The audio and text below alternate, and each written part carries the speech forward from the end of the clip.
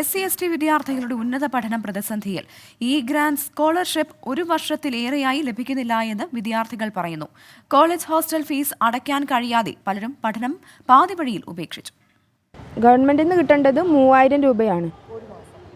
ഒരു മാസം 3000 രൂപയാണ് കിട്ടേണ്ടത്. അപ്പോൾ അത് നമ്മൾ അതിൽ നിന്ന് 2000 രൂപ ചേർത്തിട്ട് 5000 രൂപ അവർക്ക് കൊടുക്കേണ്ടത്. പക്ഷേ ഇന്നേ വരെ ആയിട്ട് എൻ്റെ അക്കൗണ്ടിലേക്ക് അവർ 3000 രൂപ ഇതുവരെ തന്നിട്ടില്ല.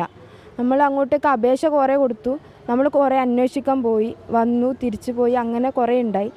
അങ്ങനെ കുറേ നടക്കുന്ന സമയത്ത് എല്ലാവരും പറഞ്ഞു എങ്കിൽ രാധാകൃഷ്ണ മന്ത്രിക്കും കൂടി കോളേജിൽ സംസാരിച്ചപ്പോൾ അവർ പറയുന്നത് നിങ്ങൾക്കിപ്പോൾ ഇത്രേ കിട്ടുള്ളൂ, നിങ്ങൾ മുന്നത്തെ സീനിയേഴ്സിന് ഇതുവരെ കിട്ടിയിട്ട് കൂടിയില്ല.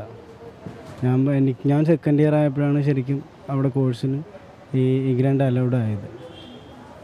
മിക്കവാറും എല്ലാ കുട്ടികൾക്കും 2022 മുതൽ, ചില കുട്ടികൾക്ക് 2021-22 അധ്യയന വർഷം മുതൽ ഒരു പൈസയും കിട്ടിയിട്ടില്ല എന്നുള്ളതാണ് വസ്തുത. അവരുടെ പ്രൊഫൈൽ പേജിൽ ഗ്രാൻഡ്സിൻ്റെ സൈറ്റിൽ കയറി അവർക്ക് ചെക്ക് ചെയ്യാം. ഇത് എല്ലാം ഒന്നുകിൽ പ്രോസസ്സിംഗ് എന്നാണ് ഭൂരിപക്ഷം കേസിൽ കാണിക്കുന്നത്, അല്ലെങ്കിൽ പേയ്മെൻറ്റ് ഇനീഷ്യേറ്റഡ് എന്ന് പറഞ്ഞു. ഇപ്പം മന്ത്രിയോട് ചോദിക്കുമ്പോൾ മന്ത്രി റിസർച്ച് സ്കോളേഴ്സിനോട് പറഞ്ഞത്, അതൊരു മാസം മുമ്പ് അദ്ദേഹം പറഞ്ഞത്, ഞാൻ 400 കോടി രൂപയുടെ പേയ്മെൻറ്റ് ഇന്നലെ ചെയ്തതേ ഉള്ളൂ എന്നാണ് പറഞ്ഞത്.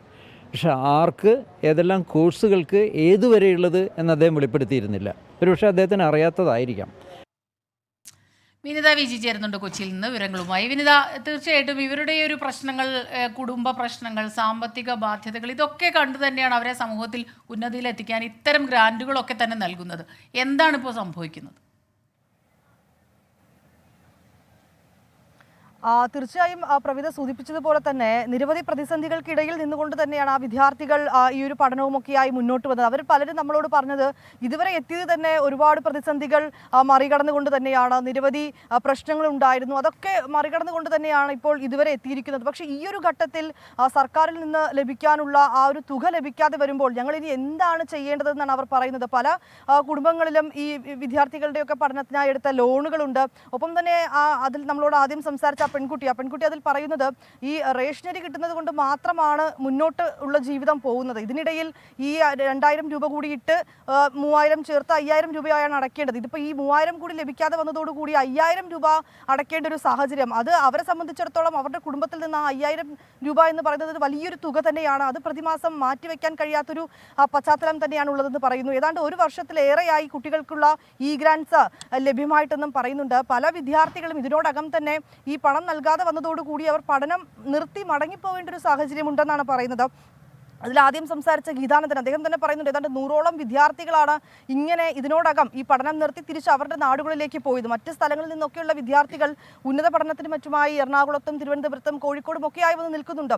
ഇവർക്കുള്ള ഹോസ്റ്റൽ ഫീസ് നൽകേണ്ടതായിട്ടുണ്ട്, ഇവർക്ക് അവിടെയുള്ള മെസ്സിൻ്റെ ഫീ നൽകേണ്ടതായിട്ടുണ്ട്, കോളേജിൽ പഠനവുമായി ബന്ധപ്പെട്ട് നൽകേണ്ടതായിട്ടുണ്ട്, ഇവർക്ക് പുസ്തകങ്ങൾ വാങ്ങേണ്ടതായിട്ടുണ്ട്, ഇവരുടെ പഠന ചിലവിന് വലിയൊരു തുക തന്നെ ആവശ്യമുണ്ട്. ഇങ്ങനെ വരുമ്പോൾ അതിൽ ഒരു പാരൻസ് നമ്മളോട് പറഞ്ഞത് മറ്റു കുട്ടികൾക്കിടയിൽ ഉണ്ടാകുമ്പോൾ ഈ കോളേജിലെ അധ്യാപകരൊക്കെ വന്ന് ചോദിക്കുന്നുണ്ട് ഫീസ് എന്നടയ്ക്കും, അല്ലെങ്കിൽ ഹോസ്റ്റലിലെ വാർഡൻ ചോദിക്കുന്നുണ്ട് ഈ ഫീസിന് എന്നാണ് അടയ്ക്കുക എന്ന്. അപ്പോൾ അവർക്കതൊരു മറ്റു കുട്ടികൾക്കിടയിൽ നിന്ന് ഒരാളോട് മാത്രം ഇത്തരം ചോദ്യങ്ങൾ ഉയരുമ്പോൾ ഉണ്ടാകുന്നതിൻ്റെ ഒരു മാനസികമായിട്ടുള്ളൊരു ബുദ്ധിമുട്ടുണ്ട്.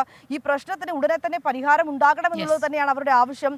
മന്ത്രിമാരെ ഉൾപ്പെടെ അവർ നിവേദനമൊക്കെ നൽകുകയും ഇക്കാര്യം അറിയിക്കുകയും ചെയ്തിട്ടുണ്ട്. പക്ഷേ ഇനിയും അതിൽ നടപടിയൊന്നും വന്നിട്ടില്ല എന്നാണ് അവർ പറയുന്നത്.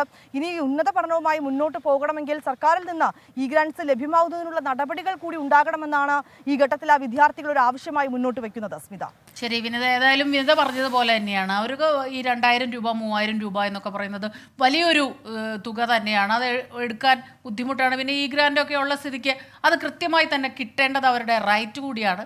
കൃത്യമായ നടപടികൾ ഉണ്ടാകട്ടെ. ഒപ്പം തന്നെ മറ്റൊരു കാര്യം കൂടെ കുറേ പ്രേക്ഷകർ എഴുതിയിരുന്നു, വിനിത വിജിയെ കാണാൻ കഴിഞ്ഞു, ഞങ്ങൾ പലരും അങ്ങോട്ടേക്ക് എത്താൻ കഴിഞ്ഞില്ല, അറ്റത്തൊക്കെ ഇരുന്ന പ്രേക്ഷകരെ, പക്ഷെ വിനിത എല്ലാവരുടെ അടുത്തും ചെന്നിരുന്നു എന്ന് കുറേ പ്രേക്ഷകർ എഴുതിയിട്ടുണ്ടായിരുന്നു. എങ്ങനെ ഉണ്ടായിരുന്നു വിനിത? ഭയങ്കര സന്തോഷമാണല്ലേ?